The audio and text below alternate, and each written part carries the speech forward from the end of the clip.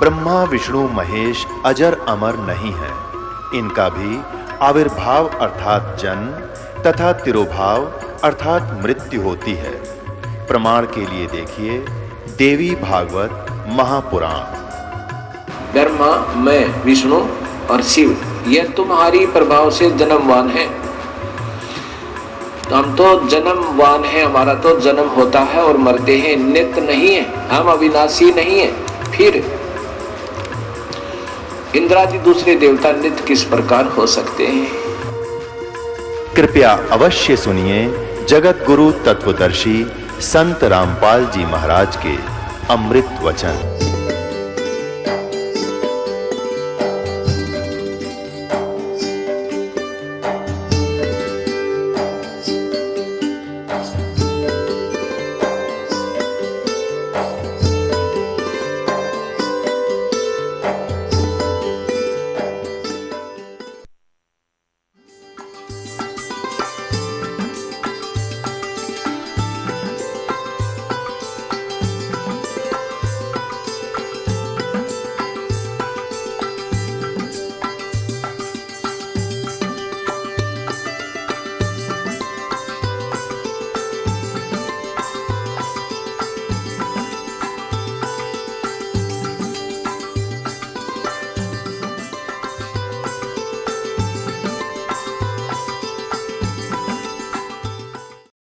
जैसे रावण के पास पूरी सोने की लंका थी, सर्व सोने की लंका थी, वह रावण से रणधीरम, यानी एक योद्धा सूरवीर भी था रावण, और एक पलक में राज बिराजी फिर काल के पड़े तजीरम। परमात्मा कहते हैं रति कंचन पाया नहीं, रावण चलती बार। ये काया है राम की, अपनी कहे गंवार, और जमपुर धक्के खावेगा नाहक बह बेगार। नंगा आया जगत में और नंगा ही तू जा, और बीच में ख्वाबी ख्याल है मन माया बरमावे। जब यहाँ से तू जाएगा तो निवस्त्र होगा, एक ऊपर कपड़ा डालेंगे तेरे, और आया था तो भी निवस्त्र था। तो पुण्यात्माओं परमात्मा याद दिलाना चाहते हैं कि तुम मेरी बात पर विचार करो, घनी गहराई तो सोचो। परमेश्वर ने यहाँ आकर के ये ज्ञान देने का उद्देश्य क्या था? उनका उद्देश्य था कि मैं अपनी प्यारी आत्माओं को अपने यथार्थ ज्ञान से सतलोक से परिचित करा के उस यथार्थ स्थान से और अपने साथ ले जाऊं, क्योंकि हम परमपिता कबीर जी के बालक हैं और हम उनसे दूर होकर के बहुत दुखी हैं, और हम साधनाएं गलत करते हैं। उन गलत साधनाओं के कारण हम काल के जाल में फंसे हुए हैं। परमात्मा हमें बताते हैं कि मानुष जीवन दुर्लभ है, वही मिले न बारंबार, और तरवर से पत्ता टूट जाए वो बहर नहीं लगता डार। फिर क्या बताते हैं परमात्मा? यो सौदा फिर नाही रे संतो, यो सौदा फिर नाही, ये सौदा फिर नाही रे संतो, यो सौदा फिर नाही। लोहे जैसा ताव जात है, लोहे जैसा ताव जात है, काया दे सराही रे संतो, ये सौदा फिर नाही, यो सौदा फिर नाही रे संतो, यो सौदा फिर नाही। तीन लोक और भवन चतुर्दश, तीन लोक और भवन चतुर्दश, सब जग सौदे आई रे संतो, ये सौदा फिर नाही, यो सौदा फिर नाही रे संतो, यो सौदा फिर नाही। दूने तीने किए चौगने, दुगने तिगने किए चौगने, किन्हु मूल गवाई रे संतो, ये सौदा फिर नाही, यो सौदा फिर नाही रे संतो, ये सौदा फिर नाही। यो दम टूटे पिंडा फूटे, ये दम टूटे पिंडा फूटे, ओ लेखा दरगाह माही रे संतो, ये सौदा फिर नाही। यो सौदा फिर नाही रे संतो, ये सौदा फिर नाही। उस दरगाह में मार पड़ेगी, उस दरगाह में मार पड़ेगी, जम पकड़ेंगे बाही रे संतो, ये सौदा फिर नाही। यो सौदा फिर नाही रे संतो, यो सौदा फिर नाही। वह दिन की मोय डर नी लागे, वह दिन की मोय डर नी लागे, लज्जा रे अकनाही रे संतो, ये सौदा फिर नाही। यो सौदा फिर नाही रे संतो, यो सौदा फिर नाही। नर नारायण देह पाय कर, नर नारायण देह पाय कर, तू फेर 84 जाई रे संतो, ये सौदा फिर नाही। यो सौदा फिर नाही रे संतो, यो सौदा फिर नाही। जा सतगुरु की मैं बलिहारी, जा सतगुरु की मैं बलिहारी, जो जामन मरण मिटाई रे संतो, ये सौदा फिर नाही। यो सौदा फिर नाही रे संतो, यो सौदा फिर नाही। कुल परिवार तेरा सकल कबीला, कुल परिवार तेरा सकल कबीला, मसलत एक ठहराही रे संतो, ये सौदा फिर नाही। यो सौदा फिर नाही रे संतो, यो सौदा फिर नाही। बांध पीजड़ी आगे धर लिया, बांध पीजड़ी आगे धर लिया, फिर मरघट को ले जाई रे संतो, ये सौदा फिर नाही। यो सौदा फिर नाही रे संतो। अग्नि लगा दिया जद लंबा, अग्नि लगा दिया जद लंबा, फूक दिया उस ठाही रे संतो, ये सौदा फिर नाही। यो सौदा फिर नाही रे संतो, यो सौदा फिर नाही। वेद बांध फिर पंडित आए, वेद बांध फिर पंडित आए, पीछे गरुड़ पढ़ाई रे संतो, ये सौदा फिर नाही। यो सौदा फिर नाही रे संतो, यो सौदा फिर नाही। नर से तू पशुआ की जय, नर से तू पशुआ की जय, गद्दा बैल बनाई रे संतो, ये सौदा फिर नाही। यो सौदा फिर नाही रे संतो, ये सौदा फिर नाही। ये 56 भोग कहाँ मन बोरे, 56 भोग कहाँ मन बोरे, कित कुरड़ी चरने जाई रे संतो, यो सौदा फिर नाही। यो सौदा फिर नाही रे संतो, यो सौदा फिर नाही। प्रेत शिला पर जाए विराजे, प्रेत शिला पर जाए विराजे, पितरों पिंड भराई रे संतो, यो सौदा फिर नाही। यो सौदा फिर नाही रे संतो, यो सौदा फिर नाही। बोहर श्राद्ध खान को आए, बोहर श्राद्ध खान को आए, काग बहे कल माही रे संतो, यो सौदा फिर नाही। यो सौदा फिर नाही रे संतो, यो सौदा फिर नाही। जय सतगुरु की संगत करते, जय सतगुरु की संगत करते, ये सकल कर्म कट जाई रे संतो, ये सौदा फिर नाही। यो सौदा फिर नाही रे संतो, यो सौदा फिर नाही। अमरपुरी में आसन होते, अमरपुरी में आसन होते, जहाँ धूप ना छाही रे संतो, ये सौदा फिर नाही। यो सौदा फिर नाही रे संतो, यो सौदा फिर नाही। सुरत नृत मन पवन पियाना, सुरत नृत मन पवन पियाना, शब्द शब्द समाई रे संतो, ये सौदा फिर नाही। यो सौदा फिर नाही रे संतो, ये सौदा फिर नाही। गरीबदास गलतान महल में, गरीबदास गलतान महल में, मिले कबीर गोसाई रे संतो, ये सौदा फिर नाही। यो सौदा फिर नाही रे संतो, ये सौदा फिर नाही। गरीबदास गलतान महल में, गरीबदास गलतान महल में, मिले कबीर गोसाई रे संतो, ये सौदा फिर नाही। यो सौदा फिर नाही रे संतो, यो सौदा फिर नाही। अब परमात्मा से परिचित होने के बाद आदरणीय गरीबदास साहिब जी ने परमात्मा से प्राप्त उस ज्ञान को हमारे लिए कितने अच्छे ढंग से पेश किया है। क्या बताते हैं कि ये सौदा फिर ना ही संतो, क्योंकि सत्संग के अंदर पुण्य आत्मा ही आती है, संत आत्मा होती है।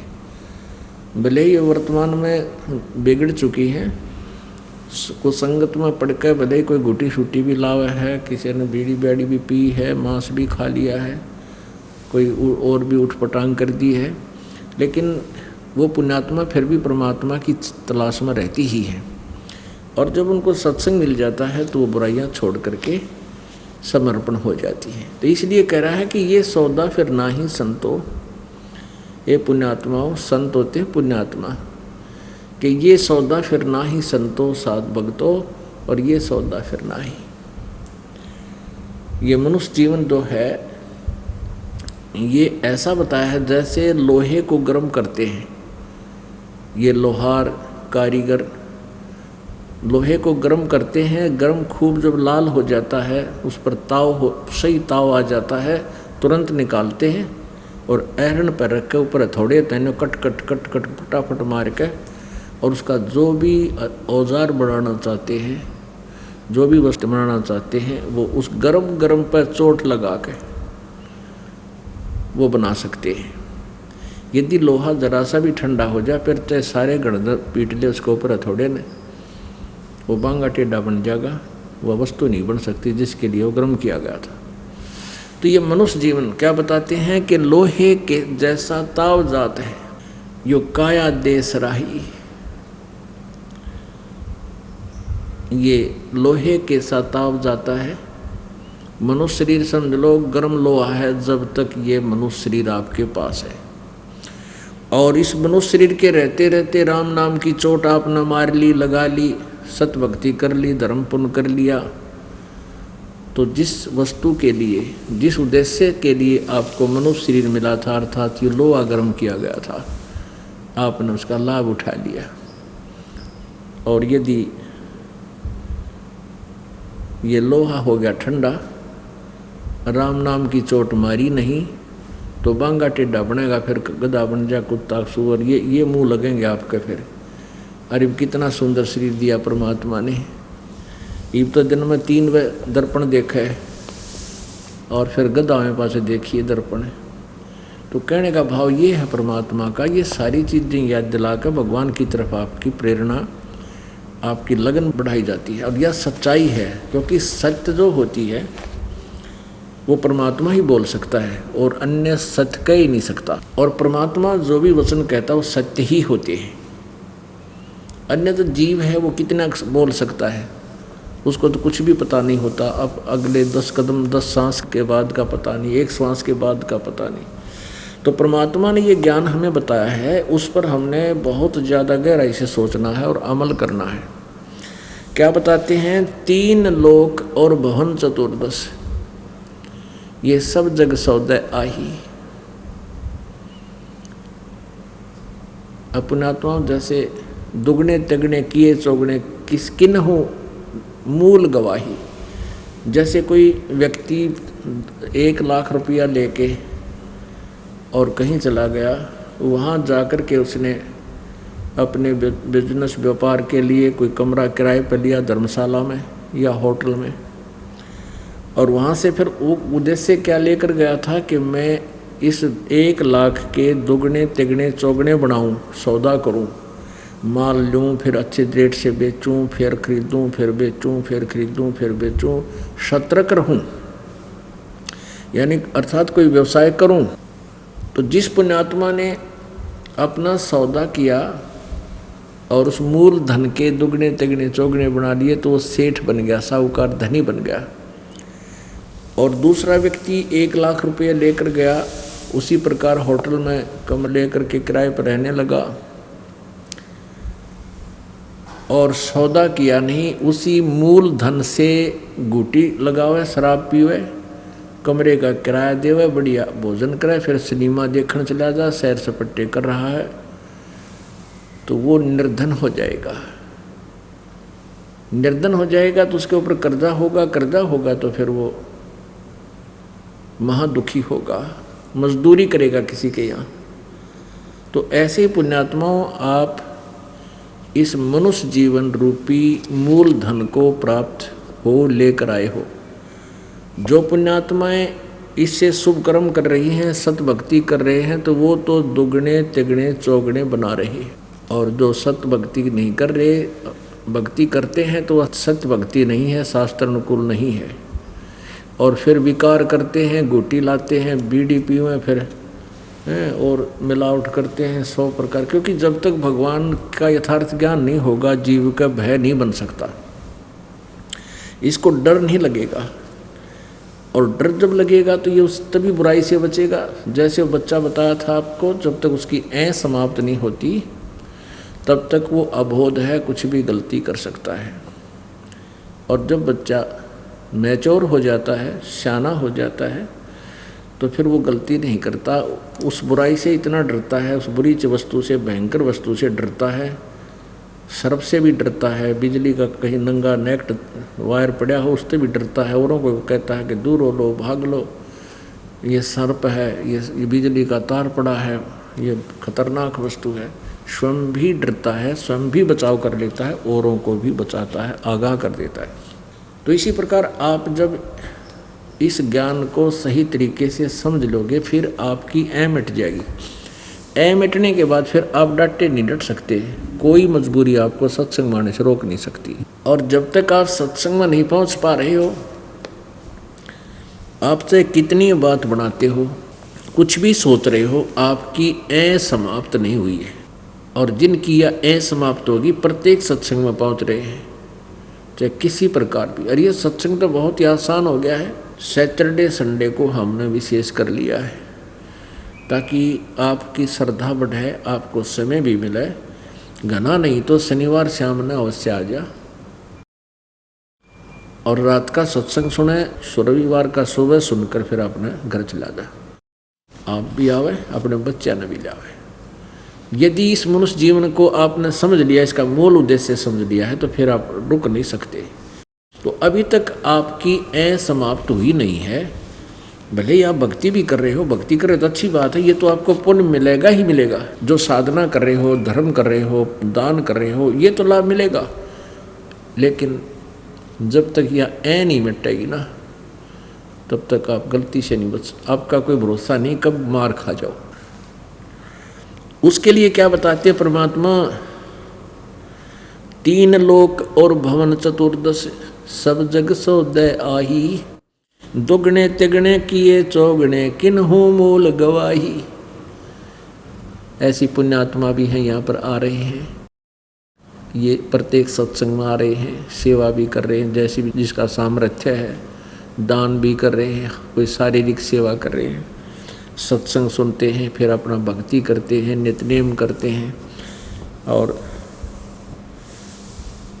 तो वो दुगने तिगने और चौगने बना रहे हैं। और जो पुण्यात्मा संसारिक दृष्टिकोण से हमें वो सुखी नज़र आते हैं, जैसे कोई उच्च अधिकारी बना हुआ है, या कोई एमएलए, एमपी, मंत्री, मुख्यमंत्री, प्रधानमंत्री का पद प्राप्त है, या कोई धनी व्यक्ति है, या कोई कर्मचारी है, समय पर टूक ठीक मिल रहा है, तो वो हैं तो पिछले जन्म के पुण्य संस्कारी व्यक्ति, लेकिन वो अच्छा एक भी नहीं कर रहे, अच्छा वो कर ही नहीं सकते। उनके पास शुभ कर्म करने के वो तरीका है को ना, चाहे वो सोच भी रहे हैं, अच्छी आत्माएं भी हैं कि मैं इसका ये भला कर दूं, मैं उसका ये भला कर दूं, वो भला कर ही नहीं सकते। और जिसको वो भला मानते हैं कि मैंने इसको ये लाभ दे दिया, वो उसका भला नहीं है, वो तो उसका भाग्य था, उसकी किस्मत उसको उतना ही दे सकता है। कोई भी अधिकारी है, कोई राजा है, उस जीव को उसकी किस्मत से अधिक नहीं दे सकता।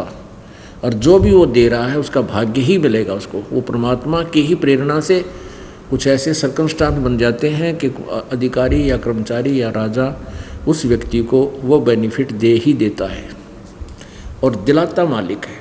और जो भक्ति नहीं कर रहे हैं, तो ये यहाँ के जो भी भला किया हुआ, जो भी यहाँ कोई सर्विस दे दी, कोई कोटा दे दिया, कितने को लाइसेंस बनवा दिया छोटे मोटे रोजगार धंधे का।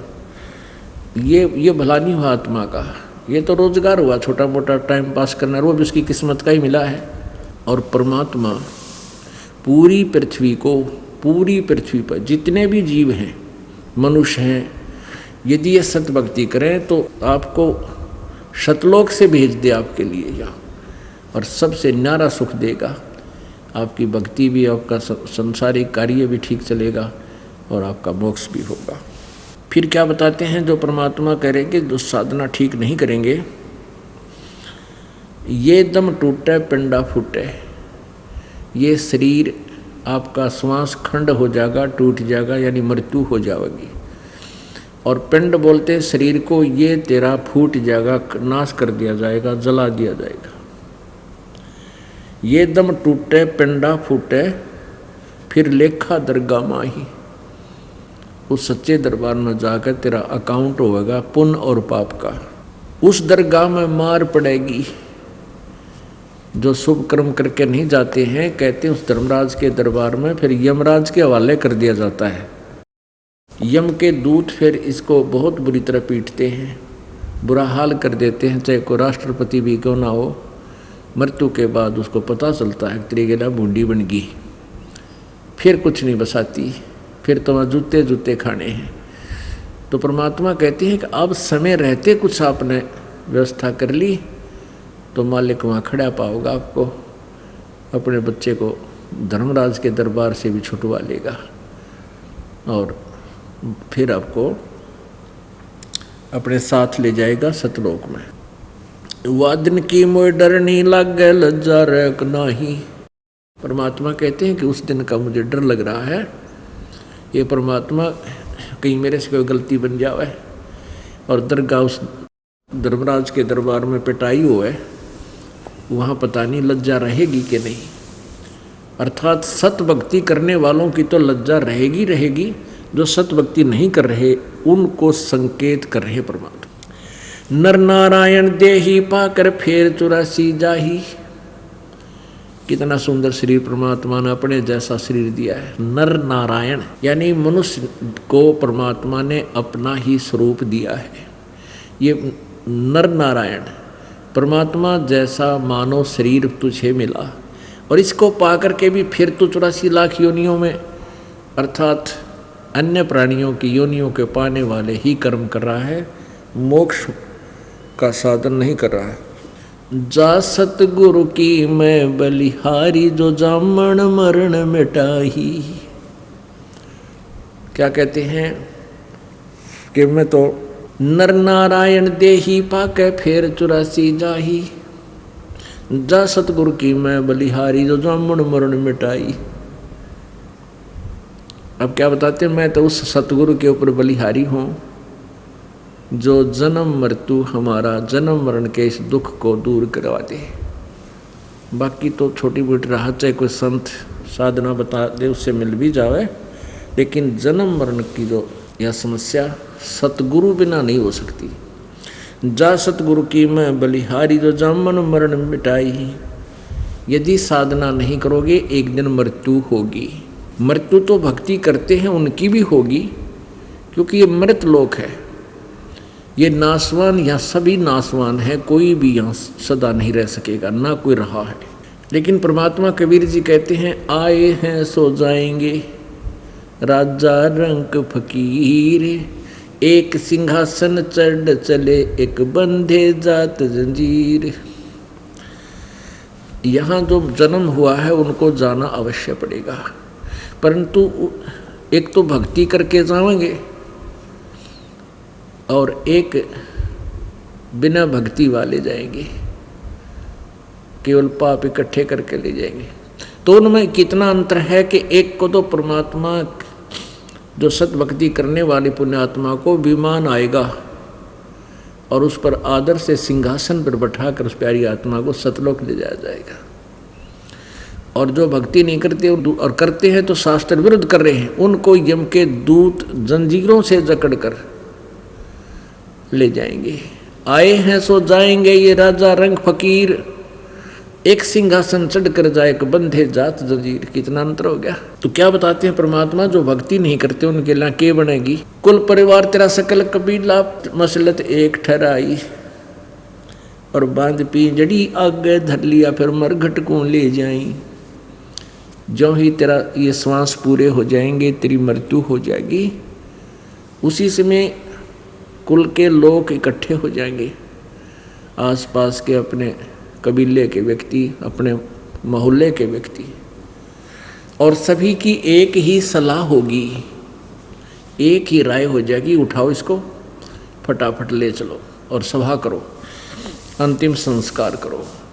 कुल परिवार तेरा सकल कबीला मसलत एक ठहराई, बांध पिंजड़ी आगे धर लिया फिर मरघट में ले जाही। ओहो, बांध का अर्थी और मरघट में जा दरिया। अग्नि लगा दिया जद लंबा फूक दिया उस ठाही। अग्नि लगा दिया जद लंबा और फूक दिया उस ठाही। इस शरीर का तो काम तमाम कर दिया, और क्या शुरुआत होती है अज्ञान अंधकार के आधार पे। वेद बांध फिर पंडित आए पीछे गरुड़ पढ़ाई। अब क्या बताते हैं कि जैसे फिर क्या करते हैं ये गुरु लोग, बाद में गरुड़ पुराण का पाठ करते हैं 7 दिन तक, 7 दिन करते हैं या 13 दिन, और फिर उसका भोग लगाते हैं। उस गरुड़ पुराण के अंदर क्या लिखा हुआ होता है कि एक व्यक्ति भक्ति नहीं किया करता, उसको यम के दूत पकड़ कर ले गए। अगर इस रास्ते से, जिस रास्ते से जा रहे थे वहाँ पर पुण्यकर्मी प्राणी वहाँ भंडारों के अंदर भोजन खा रहे थे, मोहन भोजन उनको प्राप्त था। और जो भक्तिहीन प्राणी थे उनको भूख लगी, प्यास लगी, उन्होंने कहा यमदूतों से कि भाई हमने खाना खिला दो। तो वह कहने लगे भाई तुम खाना नहीं खा सकते, तुमने कोई अच्छा काम नहीं किया। ये लिखा है कि कोई ऐसे पाप करता है तो उसके अंग कट जाता है, कोई ऐसे कर्म करता उसका बेटा मर जाता है, कोई ऐसे पाप करता उसको ऐसे फल मिल। परमेश्वर कबीर देव जी ने अपनी प्यारी आत्मा गरीबदास साहिब जी को ये ज्ञान दिया। वो बता रहे हैं कि वो गरुड़ पुराण का पाठ अब उसकी मृत्यु के बाद क्या लाभ करेगा, कोई नहीं। जब वो जीवित था उस समय उसको गरुड़ पुराण का ज्ञान समझाया जाता कि पाप ना कर, ऐसे फल मिलेगा, ऐसे कर्म करेगा तो ये फल मिलेगा बेटा, ऐसी गलती मत कर। तो अब वो तो कर करा का अपना सारा साजबाज साथ ले गया, पाप और पुण्य। अब बाद में गरुड़ पुराण का क्या लाभ होगा, तो यहाँ सारे उल्टे काम, सारे ही गलत कार्य हम करते थे भक्ति मार्ग के। तो उस साधना से अब गरुड़ पुराण का पाठ किस लिए किया कि उसका कल्याण होगा। 13वीं मनाई, कल्याण होगा, उसका मोक्ष हो जाएगा। फिर उसके बाद क्या हुआ, महीने मनाए। पहले तो बहुत बड़ा झंझट था, 1 साल तक तो महीने मनाते, फिर वो 12 वर्ष बरसी करते 12 महीने के बाद, और उसके बाद फिर श्राद्ध शुरू हो जाते हैं। अब वो पितर बन गया, श्राद्ध करो। श्राद्ध भी फिर कहते हैं पिंड भरवा दो, अब इसकी भूत जुनी छूट जाएगी। परमात्मा कहते हैं पिंड भरवाने से भूत जुनी तो छूट गिर गधा बन गया। बता के मोक्ष करा दिया उसका। अब क्या बताते हैं, नर से तीतु पशुआ की जय गद्दा बैल बनाई, ये 56 भोग कहाँ मन बोरे है कि तकुरडी चरने जाई। पुण्यात्मा, इस ज्ञान से आपकी मिटेगी। ये आपका जो बालकपन है ये दूर हो जाएगा बार बार इस ज्ञान को सुनने से। जिनकी मिट जाएगी, मिट चुकी है, उनको कितना डर लगेगा इस ज्ञान से। और जो भी बालक हैं वो सत्संग में आ भी रहे हैं, सुन भी रहे हैं, और उनको बुरा भी नहीं लग रहा क्योंकि गुरुजी ज्ञान दे रहे हैं। पर उनके हृदय में यह बात अभी उतरे नहीं। उनके मन में तो और ही टारगेट होता है, गुरुजी कल मिल लेंगे, उनसे यह प्रार्थना करेंगे, ये तकलीफ है, ये कम अभाव है इस वस्तु का, वो मांगेंगे। कोई बात नहीं, वो तो सुबह याद कर लोगे तो भी याद आ जाएगी। लेकिन अब तो ये याद करो कि हम फंसे कित बैठे हैं, हम कहाँ से आए थे? हम सतलोक से आए हैं, और वहाँ किसी चीज़ का अभाव नहीं था, ना कोई टेंशन थी, ना कोई कमी थी किसी वस्तु की, ना शरीर में कष्ट था, ना कोई रोग था, ना मृत्यु होती थी, ना बुढ़ापा आता था, युवा शरीर रहता है। और जिनकी ऐ मिट गई वो तो गदगद हो जाते हैं, सत्संग सुनते हैं और वो केवल आशीर्वाद ही प्राप्त करते हैं। उनको हर तरह से ज्ञान प्राप्त हो जाता है। जो क्रिया हम कर रहे हैं ये शास्त्र अनुकूल है, और इस शास्त्र अनुकूल साधना से हमें मोक्ष तो मिलेगा ही मिलेगा, ये गारंटीड बात है। उनके हृदय में पक्की दसी जाएगी, क्योंकि अगर ये कच्चा काम होता तो परमात्मा नहीं बताते आके। हमने ये विश्वास होना मुश्किल हो रहा है कि सचमुच हम जो साधना कर रहे हैं इससे हम सतलोक चले जाएंगे या वहाँ सदा के लिए हमारा छुटकारा भी हो जाएगा कि नहीं। हाँ, अर्जुन की ऐ मिट गई, उनका फाइनल हो चुका है कि इससे अलग कोई भगवान नहीं, इससे न्यारा कोई ज्ञान नहीं, और इससे अतिरिक्त कोई समाधान नहीं पृथ्वी पर। तो फिर होया ही पड़ा है, मोक्ष तो होगा ही होगा, लेकिन इसमें मर्यादा, सबसे पहले मर्यादा की आवश्यकता है। जरा सी भी मर्यादा भंग कर दी किसी दिन किसी भी कारण से तो फिर दिक्कत आ जाएगी और घनी आ जाएगी। घनी का मतलब ये है कि जो पुण्य तुमने साधना की, मोक्ष हुआ नहीं तो फिर यू काल के हाथों चढ़ जाओगे कि तो स्वर्ग में देवता बना देगा, होगा पुण्य आपका ही। कहीं ब्रह्मा विष्णु महेश की पदवी प्राप्त कर लोगे और कहीं पर राजा बन जाओगे कि तुम प्रधानमंत्री बन जाओगे किसी देश का, कभी मुख्यमंत्री बन जाओगे कि तो अच्छी, फिर कुछ छोटे मोटी पोस्ट अच्छी मिल जाएगी, फिर गधा बन जाओगे। यानी अपने पुण्यों को नाश करके फिर यही चक्कर में पड़ जाओगे। तो परमात्मा हमें ये याद दिलाना चाहते हैं कि जो मनुष्य जीवन तुम्हें मिला है इसको सफल करो, और हमारे इस गाइडलाइन को, हमारे द्वारा दिए गए इस ज्ञान को अंतिम समझो। जिनकी ऐ मिट गई है वो फाइनल मान चुके हैं, लेकिन उनको भी सत्संग की आवश्यकता घनी पड़ेगी। आखिरी श्वास तक आपने सत्संग की आवश्यकता पड़ेगी, और सत्संग के बिना ये प्राणी फिर वैसा ही बन जाएगा। क्योंकि यहाँ से जाने के बाद आपको 99% व्यक्ति एक ही स्वभाव के मिलते हैं, जो भक्ति से विरुद्ध हैं, भक्ति से दूर हैं। यदि किसी पंथ संत से वो जुड़ा है तो भी वो भक्ति नहीं कर रहा है, वो बेचारा अपना टाइम पास कर रहा है। तो आपके लिए वर्तमान में ऐसा क्रिटिकल समय चल रहा है, यदि आप सत्संग में नहीं आओगे तो 2 महीने 3 महीने 4 महीने में आप उसे फिर हो जाओगे। कुछ समय के बाद क्या होगा कि ये ज्ञान पूरी पृथ्वी पर पहुंच जाएगा और सभी एक स्वभाव के व्यक्ति बन जाएंगे जो परमात्मा की भक्ति करें। और कोई 10-20% रहेंगे तो वो आप डिमोरलाइज हो जाएंगे। जैसे फसल बीज दी जाती है और वो फसल अच्छी तगड़ी होगी तो नीचे कोई थोड़ा बहुत घास भी खड़ा उग जाएगा, वो हानि नहीं करता, वो अब पर जड़ खत्म हो जाता है, नीचे रह जाता है दबाव मान करके। और अब क्या है, अब इसके विपरीत है। पुण्यात्मा थोड़ी है, कनक के पौधे कम है, घास घना है। तो जब ये पूरी खेत में फिर संवार का खेत में बो दिया जाएगा तो तगड़ी फसल हो जाने के बाद घास की पार नहीं बसाया करती। तो निकमी आत्मा अगर थोड़ी बहुत 2-4-10% रहेंगी तो उनका कोई असर हमारे पर नहीं हो सकेगा।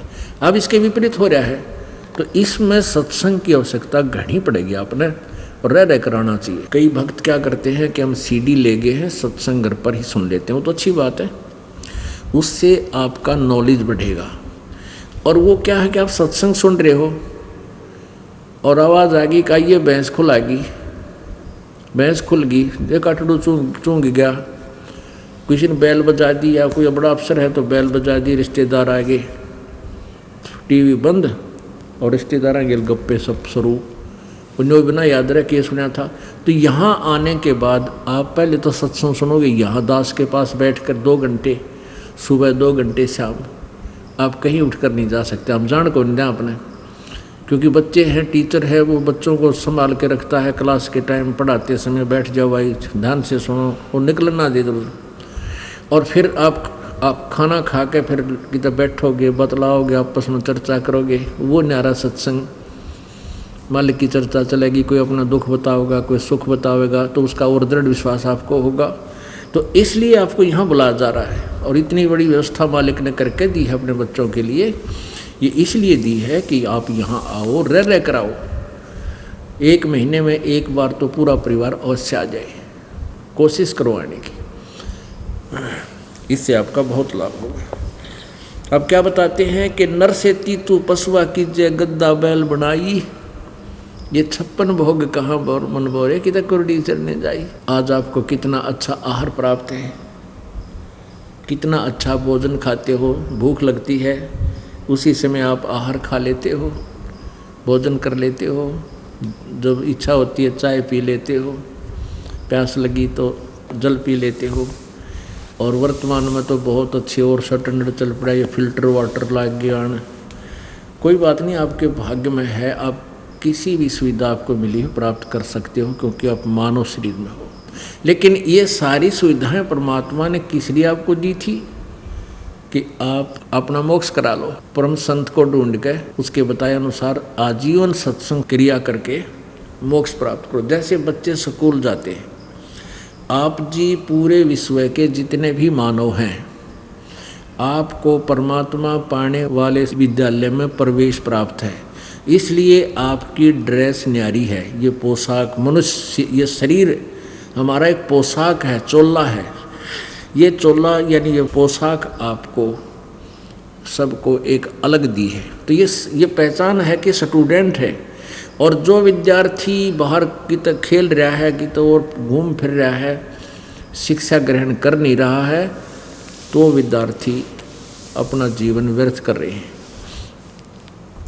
तो आप जब बच्चे को स्कूल भेजते हो तो उसके साथ एक तो पानी की बोतल दोगे, अगले बेटा बेटी प्यास लगे तो ये पीना, बढ़िया कपड़े। घर पर आ जाते हैं तो कहते तुम अपना नहाओ धो और अपने स्कूल का कार्य करो, कोई काम नहीं, बैठ जाओ। तो इतनी सुविधा बच्चे को दी जाती है ताकि वो अपना जीवन सफल करे। इसलिए परमात्मा ने आप जी को मनुष्य जीवन में इतनी सुविधा दी है कि आप अपना परमात्मा प्राप्ति कर सको।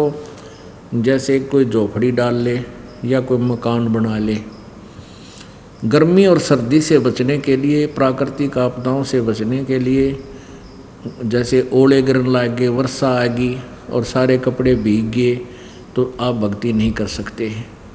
वो ज़्यादा सर्दी सतावे, बैठे रहो। अब आपको परमात्मा ने बुद्धि दी है कि आप अपना गर्मी सर्दी से बचने के लिए कैसा भी, जैसा भी आपकी परमात्मा ने व्यवस्था दी है, अपना कोई झूपड़ा डालो, मकान बना लो, बढ़िया घटिया जैसा भी। उसका उद्देश्य ये है कि गर्मी सर्दी से बचाओगा आपको। फिर गर्मी सर्दी से बच करके आप भक्ति करो, परमात्मा ने याद करो। आपको दिमाग दिया, माइंड दिया है कि आप कहीं कमाई करके, कोई रोजगार करके या खेती क्यारी करके अपना पेट गुजारा कर सकते हो। और फिर साथ में समय पर रोटी खा सकते हो, समय पर पानी पी सकते हो। गर्मी सर्दी से बचने के लिए पतले मोटे कपड़े भी आप प्राप्त कर सकते हो। और ये सब प्राप्त करके फिर मालिक बचो। ये इसलिए आपको बुद्धि दी है कि आप सब आपदाओं से बचकर अपने मालिक ने याद कर सकते हो, परमात्मा की भक्ति कर सकते हो। आपको सुंदर शरीर दिया है, आपको बुद्धि दी है। तो ये अगर नहीं करोगे तो फिर क्या कहते हैं, नर से तीतु पशुआ कीजिए, गद्दा बैल बनाई, और ये 56 भोग कामन बोरे कि कुरडी चढ़ने जाई। अपनात्मा जब तक इस काल के त्रिगुणमयी माया जो काल ने इस ब्रह्मांड रूपी कुएं में डाल रखी है, जब तक आपका ये नशा नहीं उतरेगा तब तक आपको ये वचन असर नहीं करेंगे। इतना असर नहीं करेंगे जितना करना चाहिए। अब जैसे परमात्मा कहते हैं, कबीर ये माया अटपटी, कबीर ये माया अटपटी, सब घट आने अड़ी, किस किस को समझाऊं या कुएं भांग पड़ी। अब परमात्मा क्या बताते हैं कि इस 21 ब्रह्मांड रूपी कुएं में इस काल भगवान ने बिना तोल मोल की भांग गेर दी, और जिसने भी, सभी ने इस कुएं का जल पी रखा है, जिसमें 2 क्विंटल भांग गिर रखी हो गोट के, और सभी ने उस कुएं का जल पी रखा है। तो सबकी एक जैसी गतिविधि और एक जैसी सब एक्टिंग और विचारधारा होती है, एक जैसी उनकी गतिविधि होती है। अब चाहे आप कहीं भी देखा करो, कोई ठेके पर दारू शराब पी के शाम के समय चलती है उनकी कतार, कोई तो ऐसे करता रहा है, हाँ, कोई कितना खड़ा खड़ा मूतन लग रहा है, हाँ, कोई किसी तो आप बतलाव है खड़ा खड़ा नू। तो ये सब की एक जैसी टेंडेंसी हो जाती है। जिन शराब पी रखी है और उनको कितना ही कुछ कह ले, उनका असर हो नहीं, सुने जाएंगे नो देखे जाएंगे, सुनते रहेंगे, कोई गतिविधि नहीं करेंगे वह। तो जब तक हमारे ऊपर ये भांग का नशा है, हम सत्संग के विचार भी सुनते रहते हैं और सारा कुछ करते हैं, लेकिन हमारे अंदर वो जगह नहीं बनती। अब कई क्या कहते हैं कि भाई फलाना व्यक्ति बड़ा अच्छा प्रवचन करता है। पहले क्या देखा करता है, ये दास की एक मंडली इकट्ठी हो जाती, 5-7 गाने बजाने वालों की, अपना अखतारा ले लेते, कोई गढ़वे बांध लेते और वो फिर सत्संग कराया करते, शब्द गाते। वो 3-4 दिन होते हैं ना गाने वाले, वो कहता 2 शब्द ये गाएंगे, 2 दूसरे गाएंगे, 2 तीसरे, 2 चौथे, 9 ऐसे 5, 2-2, फिर दूसरे टर्न में फिर 2-2 शब्द फिर गाओगे।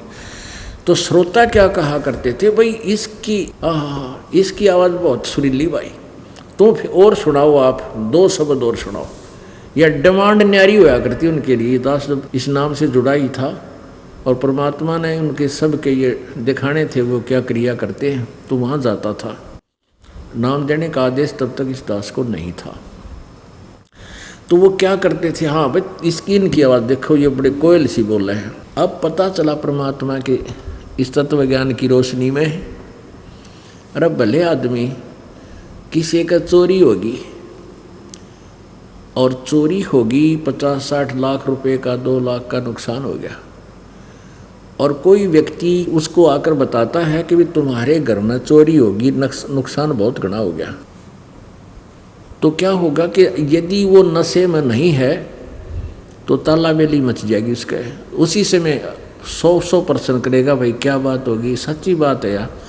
और तो उसी समय अपने घर की तरफ चल कर देखेगा भाई कितना नुकसान हो गया, के चीज़ बच गई, के उठा लेंगे चोर। और यदि उसने पी रखी है भांग, घूटी ला रखी, शराब पी रखी है, नशा किया हुआ है, तो उसको कोई आकर कहता है कि तुम्हारे घर चोरी हो गई है, तो वो कोई गतिविधि नहीं करता, सुनता है चोरी हो गई है। फिर दूसरा आता है, मान लिया शराबी, उसका शराबी आ जाता है और वो कहता है, उसको भी पता लग गया इसका चोरी होगी, तो वो कहता है शराबी, दूसरा शराबी क्या कहता है, चोरी हो गई, चोरी हो गई, आपका चोरी हो गई। और वो भी नो कहा चोरी हो गई, और वो जो जिसका चोरी हो रही है नो कहा, देखिए ये बहुत अच्छा गाना, इसकी आवाज़ बड़ी सुरीली है, ये सही बहुत अच्छा प्यारा लगता है। अब बोले ये पता लग गया, वो तो सारे हैं कि भांग पी रहे थे, वो गणिए भी और सुननिए भी। अब इतना ये बतेरी कहन कि भाई परमात्मा क्या बता रहे हैं। अब जैसे ये दास आपको ये शब्द सुना रहा है, गा कर नहीं, ये तो इतना समझ लो जैसे पहली क्लास के बच्चे को टीचर कैसे पढ़ाता है, कहता A for apple, B for book, C for cat.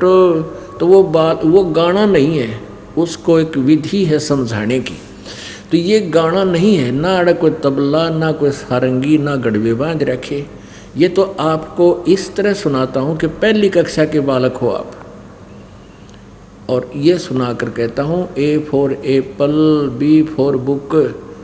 और जब आप समझदार हो जाओगे, नशा उतर जाएगा, फिर तो इतना ही बते रहा है, नरसेती तू पशुआ की जे गद्दा बैल बनाई, और ये 56 भोग कहाँ मन बोड़े कि तक कुर्डी चढ़ने जाई।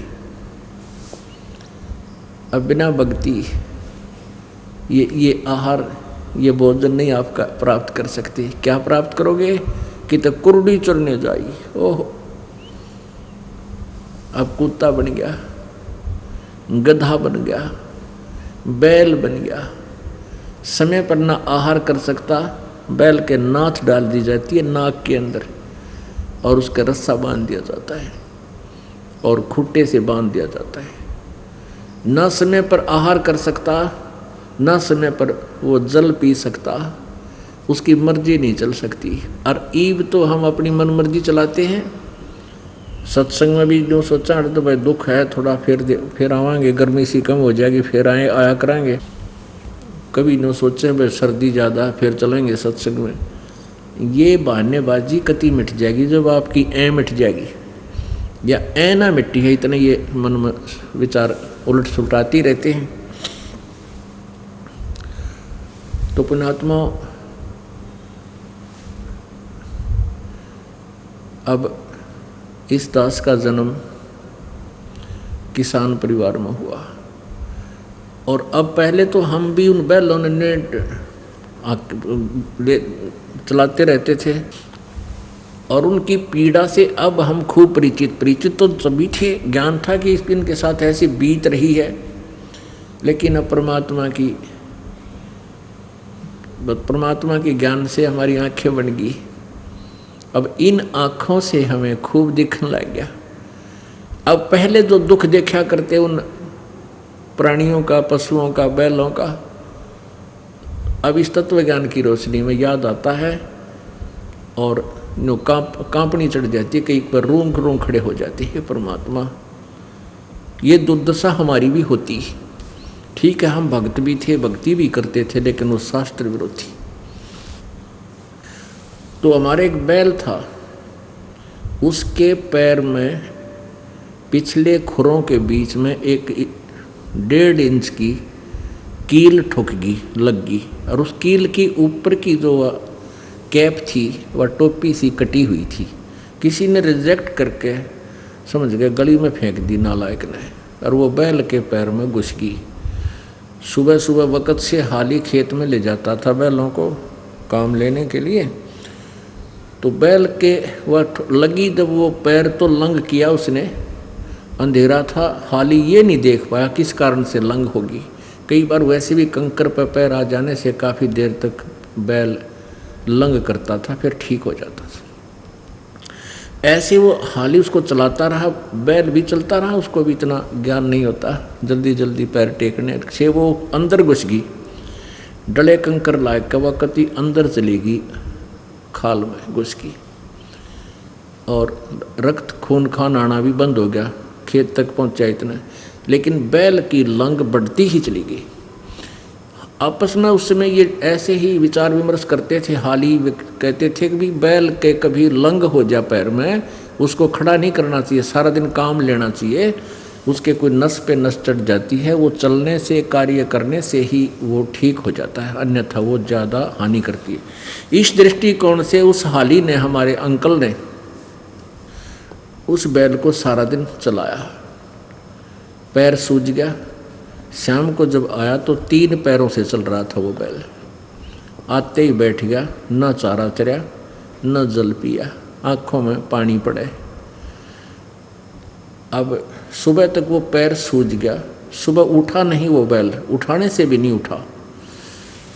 तो फिर किसी व्यक्ति था, कोई जानकार सा पशुओं का, उसको लाए बुला के उसने देखा पैर सूज गया, ऊपर घुटने तक सोई बन गई। तो उसने देखा कि भी इसके तक गोड्डे में बा आ गया, घुटने में इसका कोई बाव आ गया है और ये सूज गया। तो उसने घुटने पर गर्म पट्टी, कोई वस्तु ऐसी जो बाय के लिए होती है, वो बांधनी शुरू कर दी। अब कील तला गिरी खुरों में नीचे और ट्रीटमेंट हो रहा घुटने का, और वो बोल के नहीं बता पा रहा कि मेरे कहाँ चोट लगी है, क्या लग गया है।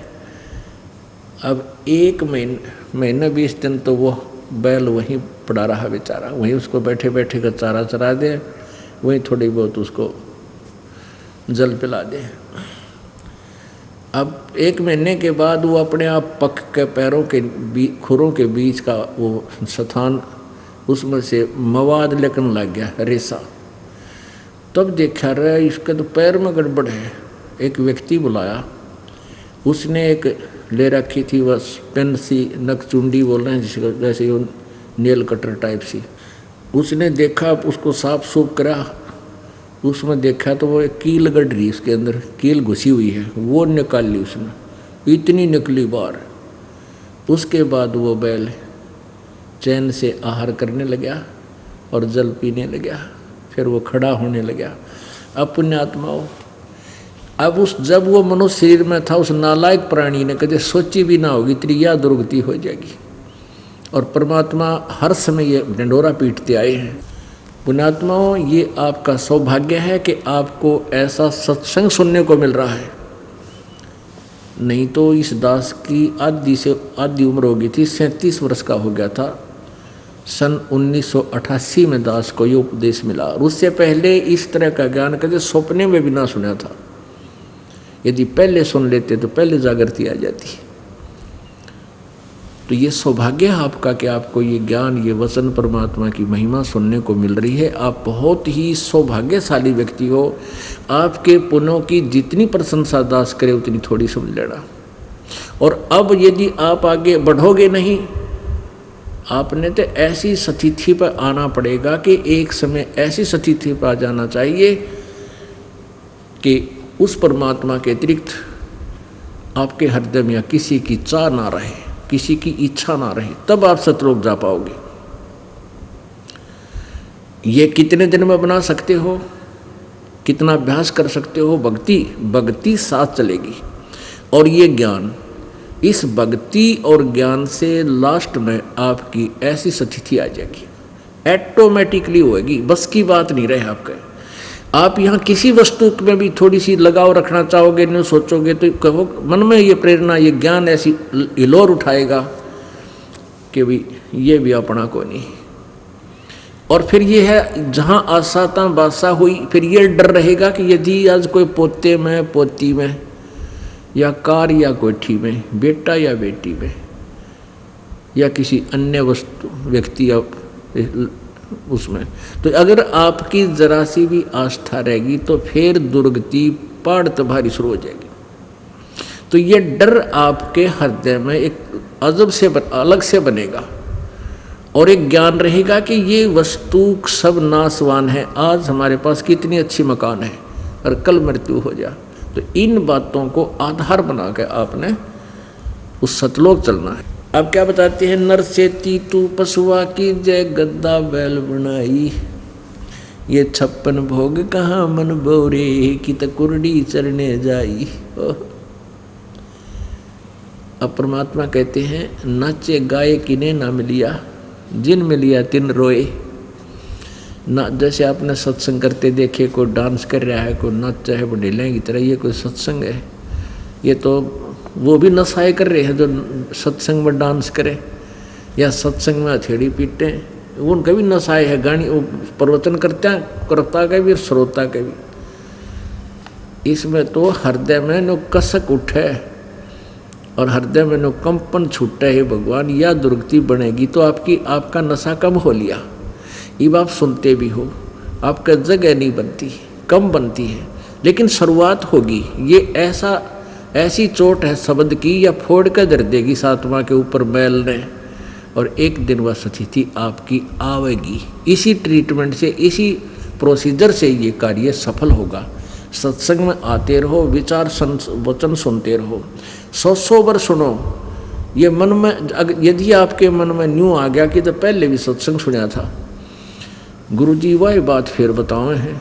अरे भले आदमियों, रोजाना रोटी वही होती हैं, सब्जी में फेर बदल एक आधी बार सुबह शाम में हो सकता है, और वही रोटी सुबह भी अच्छी लगी है और शाम को भी इच्छा बनी है तो आप स्वस्थ हैं। और यदि आपको शाम को अरुचि है भोजन में तो आप अस्वस्थ हो चुके हो।